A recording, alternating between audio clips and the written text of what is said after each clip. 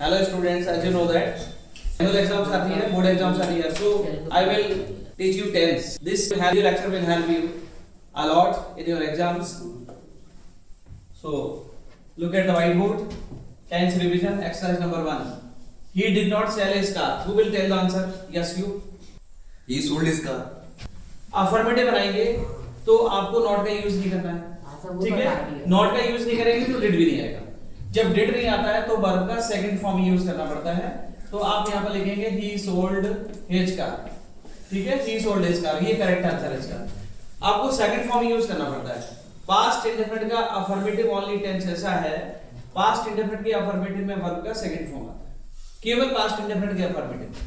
तो सेल का second form क्या होता है? सोल्ड होता है। तो he sold his car correct answer है। Now second sentence, does she teach a new lesson? Affirmative, who will tell the answer? Yes you. She teaches a new lesson. Correct answer. देखिए does she teach a new lesson लिखा है, sentence आपका interrogative है। Interrogative कैसे होता है?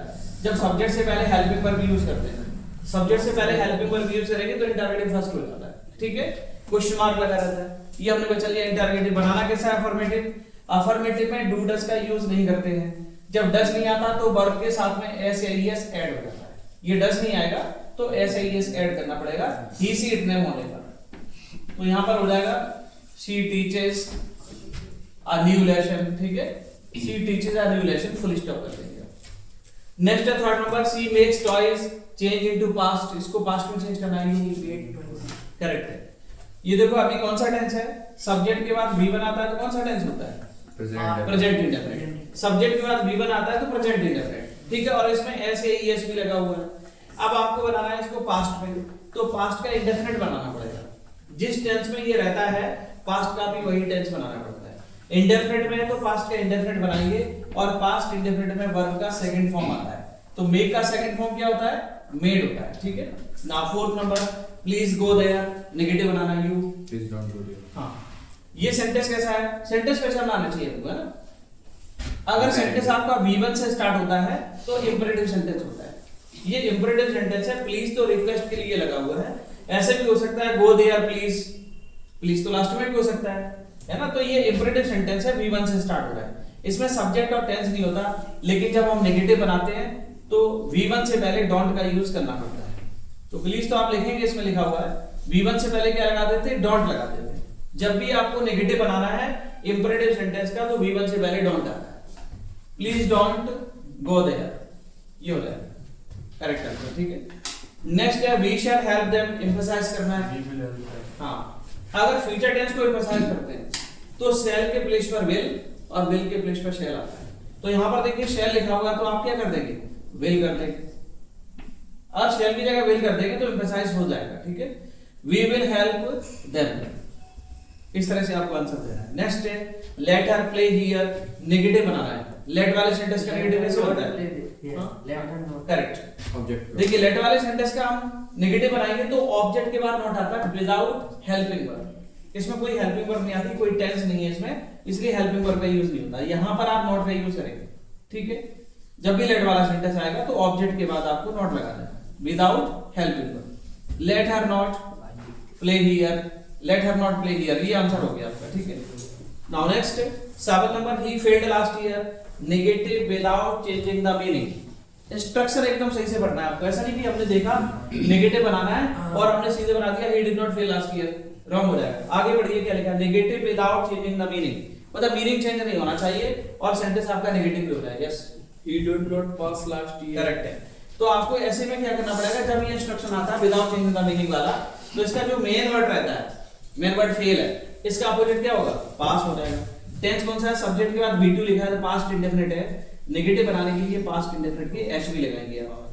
ही did not, fail का opposite क्या होता है? पास।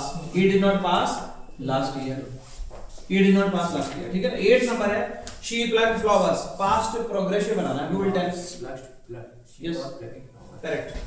देखो पास्ट प्रोग्रेसिव का मतलब क्या होता है? Past continuous, progressive means continuous.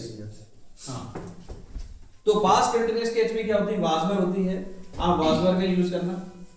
She was, she singular है तो वाज लगा दिया। वर्ब का आईएनजी फॉर्म आएगा, कंटीन्यूअस का मतलब ING. She was plucking flowers, she was plucking flowers, ठीक है, ये आपका बन गया past progressive, she was plucking flowers. Now who will tell the answer of question number 9? He taught a new lesson. Yes you. He did teach a new lesson. इसको emphasise करना है, correct है उसका आंसर। देखो subject के बाद V2 आता है तो कौन सा टेंस होता है? Past indefinite. सब्जेक्ट के बाद V2 आएगा तो कौन सा होता है? Past indefinite. टीच का सेकंड फॉर्म टॉट होता है। अब इसको एम्फसाइज करना है तो पास्ट इंडेफिनिट की HV लगानी पड़ेगी। अगर हेल्पिंग वर्ब नहीं होती है तो एम्फसाइज करने के लिए हेल्पिंग वर्ब का यूज करते हैं। तो क्या हो जाएगा? He did. जब डिड आएगा तो वर्ब का फर्स्ट फॉर्म हो जाएगा। टॉट का फर्स्ट फॉर्म क्या होगा? टीच हो जाएगा। He did teach a new lesson. He did teach a new lesson, ठीक है? ये आपका आंसर हो गया, he did teach a new lesson yesterday. Next है 10 number, she has a black pen. इसका नेगेटिव बनाना है, who will tell? So she did not have a black pen. चलो बताओ। ये लिखा है she has a black pen. हैजब का मतलब क्या है? होना, पास होना, ठीक है? तो उसके पास एक ब्लैक पेन है, या हैजर मतलब रखना, वह अपने पास ब्लैक पेन रखती है। ताहती है प्रेजेंट इंडेफिनिट की तरह का। इसलिए नेगेटिव बनाएंगे तो डू डज का यूज करना पड़ेगा। सी के साथ डज आता है, शी डजंट। और हैज का क्या, हैज का क्या हो जाता है? हैव हो जाता है। She doesn't have a black pen, ये करेक्ट आंसर है इसका, ठीक है? 11 number, he plucked flowers. Negative interrogative. He did not pluck flowers. हां, नेगेटिव इंटररोगेटिव बनाएंगे, एक ही सेंटेंस में बनाना पड़ेगा। सब्जेक्ट के बाद V2 है तो कौन सा टेंस होगा? Past indefinite. और पास्ट इंडेफिनिट की HV क्या आती है? डिड। Did he. सब्जेक्ट के बाद नॉट का यूज कर देंगे, डिड ही नॉट। जब डिड आएगा तो वर्ब का कौन सा फॉर्म हो जाता है? फर्स्ट फॉर्म हो जाता है। Did he not plug flowers, ठीक है? और क्वेश्चन मार्क लगा देंगे। सब्जेक्ट के बाद V2 आता है तो कौन सा टेंस होता है? Past indefinite. आपको कहा जा रहा है नेगेटिव इंटररोगेटिव बनाइए तो पास्ट इंडेफिनिट की HV लगानी पड़ेगी, हेल्पिंग वर्ब। इंटररोगेटिव बनाने के लिए सब्जेक्ट से पहले हेल्पिंग वर्ब आती है तो डिड आ जाएगा, और सब्जेक्ट के बाद नॉट लगा देंगे तो नेगेटिव भी हो जाएगा। सब्जेक्ट के बाद नॉट, सब्जेक्ट से पहले हेल्पिंग वर्ब, नेगेटिव इंटररोगेटिव हो गया। डिड ही नॉट, जब डिड आएगा तो वर्ब का फर्स्ट फॉर्म हो जाता है, क्वेश्चन मार्क लगा दो। 12 she does home task daily. Negative बनाना है, yes. She did not do that daily. Correct है। ये सब्जेक्ट के बाद V1 है, कौन सा टेंस है बताओ? Present indefinite. सब्जेक्ट के बाद V1 आए तो प्रेजेंट इंडेफिनिट होता है। इसको हेल्पिंग वर्ब नहीं मान लेना, क्योंकि अफर्मेटिव में डू डज हेल्पिंग वर्ब आती नहीं। क्या क्या नहीं आता? Do does and did, affirmative में नहीं आता। तो ये डज मेन वर्ब है। अब आप इसका नेगेटिव बनाएंगे तो डज हेल्पिंग वर्ब आपको लगानी पड़ेगी, ऐसा ही यस होने पर।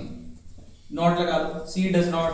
वर्ब अपने ओरिजिनल फॉर्म में आ जाएगी, डू हो जाएगा इसका ये डू हो गया, ये मेन वर्ब है। She does not do on task daily. ये क्वेश्चन आता रहता है एग्जाम में। She does not do on task daily. 30 number, there were about 50 people in the meeting. How many का यूज करना है? How many people were there in the meeting? हाँ, देखिए how many, how much, in which, ऐसे double words के question word आते हैं ना, ये देखो डबल वर्ड्स के, इनके साथ में एक तीसरा शब्द और लिखना पड़ता है जिसके बारे में आप क्वेश्चन कर रहे हैं ना। there were about 50 people in the meeting. Meeting में लगभग 50 लोग थे। तो यहाँ पर लोगों के बारे में बात हो रही है कि मीटिंग में कितने लोग थे। तो how many के साथ में ये people शब्द है, इसके साथ में ऐड करेंगे आप, तब क्वेश्चन वर्ड आपका कंप्लीट होगा। तो कैसे होगा? देखो हाउ मेनी के साथ में पीपल भी आ जाएगा। अब ये क्वेश्चन वर्ड आपका कंप्लीट हो गया है। हेल्पिंग वर्ब को सब्जेक्ट से पहले लिखेंगे। ये वर्ब को आप देयर से पहले लिखेंगे, सब्जेक्ट से पहले हेल्पिंग वर्ब आती है तभी क्वेश्चन बनता है। अगर आपने हेल्पिंग वर्ब सब्जेक्ट से पहले नहीं लिखी तो क्वेश्चन नहीं होगा, ठीक है? करेक्ट इनकरेक्ट हो जाएगा। How many people were there, ठीक है? How many people were there, ये इसका आंसर क्या है? लगभग 50 लोग थे। कितने? How many people were there in the meeting,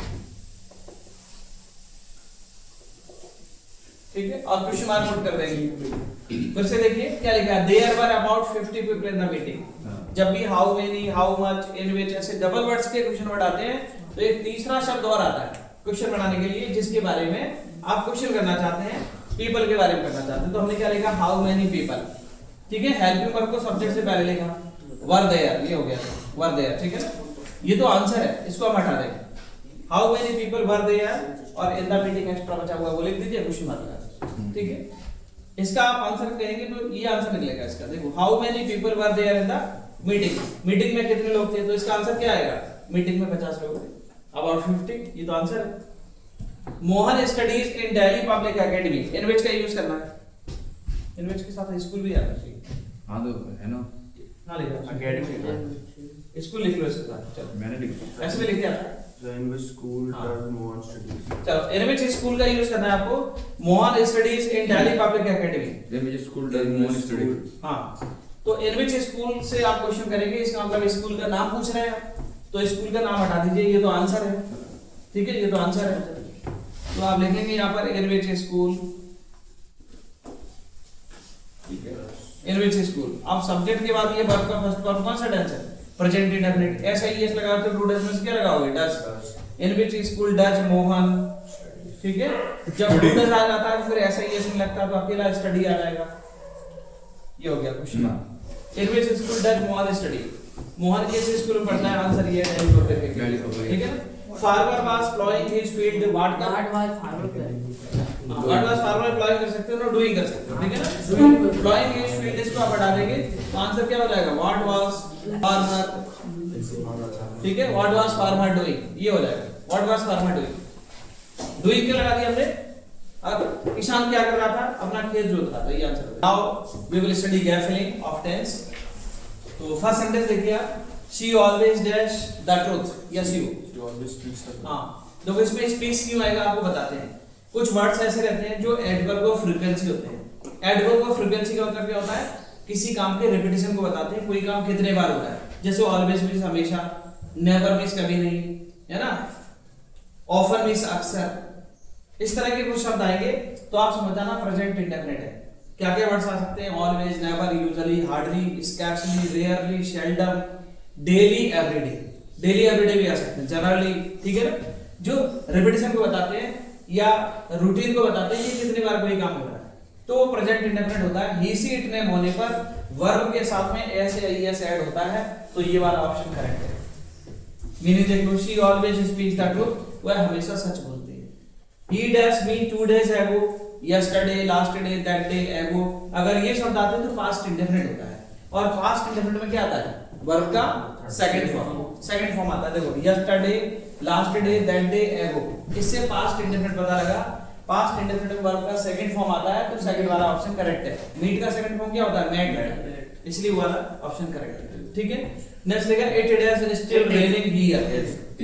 अगर सेंटेंस में आता है still, now, even now, today, क्या कह रहा है, still now, even now, today, तो समझ जाना प्रेजेंट कंटीन्यूअस टेंस है। प्रेजेंट कंटीन्यूअस में इदारत हेल्पिंग वर्ब आती है, इट सिंगुलर है, तो इज इसका आंसर करेक्ट है। सही है। The Ganga dash from the Himalaya, originates है, कोई फैक्ट है, यूनिवर्सल ट्रूथ है, सच बात है, उसको हम किस में लिखते हैं, प्रेजेंट इंडेफिनिट। फैक्ट भी और यूनिवर्सल ट्रूथ भी प्रेजेंट इंडेफिनिट में लिखा जाता है। ये वर्ड्स तो आएंगे, always, never, usually, hardly, specially, rarely, seldom, daily, everyday, ये फ्रीक्वेंसी को रिपीट करते हैं। लेकिन आप फैक्ट है, यूनिवर्सल ट्रूथ है, तो भी प्रेजेंट इंडेफिनिट में आएगा। गंगा देखो शब्द के साथ सिंगुलर है, जब सब्जेक्ट सिंगुलर होता है तो वर्ब के साथ ऐसा ही एस आता है, तो ओरिजिनेट्स इसका आंसर करेक्ट है, ठीक है। ये फैक्ट है, गंगा हिमालय से निकलती, सच बात है, तो प्रेजेंट इंडेफिनिट में लिखना पड़ेगा। They dash already their share, हां, इसमें हैव टेकन आएगा, ठीक है। इसकी पहचान होती है हर टेंस की कुछ नहीं, जैसे इसमें ऑलवेज, नेवर, यूजुअली ऐसे शब्द आ रहे थे। इसमें देखो yesterday, last day, that day, ago आ रहा था। इसमें प्रेजेंट कंटीन्यूअस है, still, now, even now, today, ये शब्द आएंगे। इसमें क्या आएगा, perfect tense, already, recently, lately, already, recently, lately, so far, by now, till now, yet, ये वर्ड्स आते हैं, तो प्रेजेंट परफेक्ट होता है, ठीक है ना। तो ऑलरेडी से पता लगा प्रेजेंट परफेक्ट है, तो दे के साथ हैव आता है, तो हैव टेकन आ जाएगा, ये ऑप्शन करेक्ट है इसका, ठीक है। नाउ 6 नंबर देखिए, it days raining here for 2 hours, क्या आएगा, सिंस आएगा, फॉर आएगा, नहीं फॉर लिखा है, सिंस फॉर आता है, तो कौन सा टेंस होता है, परफेक्ट कंटीन्यूअस, ठीक है। जब भी सिंस फॉर हो तो कौन सा होता है, परफेक्ट कंटीन्यूअस होता है। परफेक्ट कंटीन्यूअस में हैज बीन, हैव बीन आता है, तो इट के साथ क्या आएगा, हैज बीन, ये आंसर करेक्ट है, तू तो इधर है ना। अगर सिंस फॉर दे रखा है सेंटेंस में, तो आपको परफेक्ट कंटीन्यूअस टेंस की हेल्पिंग वर्ब लगाना है, हैज बीन, हैव बीन में से कोई है। इट के साथ है आता है, हैव बीन आ जाएगा, ठीक है। 7 number, I dash in before a week, so हां, yesterday, last day, that day, ago, before. अगर ये शब्द आते हैं, देखो इसमें एगो लिखा तो हमने मेट लगाया ना सेकंड फॉर्म, ऐसे बिफोर आ रहा है तो सेकंड फॉर्म लगाना पड़ेगा, सी, सॉ, सी। सेकंड फॉर्म कौन सा है, ये वाला, सी का सेकंड फॉर्म क्या होता है, सॉ होता है, तो सो आंसर करेक्ट है इसका। 8 number, if he works hard he dash pass the exam, will, हां, देखो दो फ्यूचर टेंस कभी कंबाइन होते हैं, कंडीशन मैंने आपको बताया होगा, ठीक है ना। प्रेजेंट और फ्यूचर का कॉम्बिनेशन होता है। सब्जेक्ट के बाद देखो V1 है, कौन सा टेंस है? Present indefinite. तो आगे वाले में क्या आएगा? Future indefinite. प्रेजेंट फ्यूचर का कॉम्बिनेशन होता है, तो आगे वाले में फ्यूचर आएगा, तो he के साथ क्या आता है? विल, इसलिए विल आंसर इसका करेक्ट है। शेल भी आ सकता है, लेकिन यहाँ पर he लिखा है इसलिए विल है। आई भी लिखा रहता तो यहाँ पर क्या आता है? शेल, फ्यूचर टेंस आता है, प्रेजेंट फ्यूचर कॉम्बिनेशन।